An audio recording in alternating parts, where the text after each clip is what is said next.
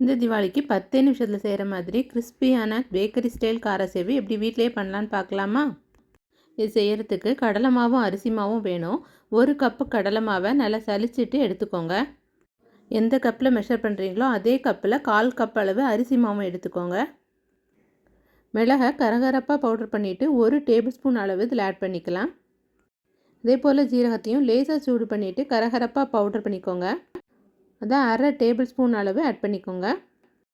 இதோடு கூட காரத்துக்கு 1/2 டீஸ்பூன் மிளகாய் தூளும் தேவையான அளவு உப்பும் ஆட் பண்ணிக்கலாம். இந்த எல்லா பொருட்களையும் கையால் ஈவனாக கலந்து விட்டுக்கோங்க. இதோடு கூட சூடான எண்ணெய் 1 டேபிள் ஸ்பூனோ அல்லது நெய் அல்லது வெண்ணெய் 1 டேபிள் ஸ்பூன் ஆட் பண்ணிக்கோங்க. அதை மாவோட எல்லா பக்கமும் ஈவனாக கலந்து கொடுத்துக்கோங்க. கலந்ததும் வாமான வாட்டர் கொஞ்சம் கொஞ்சமாக ஆட் பண்ணி சப்பாத்தி மாவை விட கொஞ்சம் லூஸான பதத்துக்கு பிசைஞ்சுக்கோங்க. இது பிழியறதுக்கு இந்த மாதிரி ஹோல் உள்ள நாடியை எடுத்துக்கோங்க. ஸ்டவ்வில் கடாயை வச்சு எண்ணெயை நல்லா சூடு பண்ணிக்கோங்க. எண்ணெய் நல்லா சூடானதும் மீடியம் ஃப்ளேமில் வச்சு மாவை இது போல் பிழிஞ்சுக்கோங்க. 2 பக்கமும் நல்ல ப்ரௌனாக குக் ஆனதும் எடுத்துடலாம்.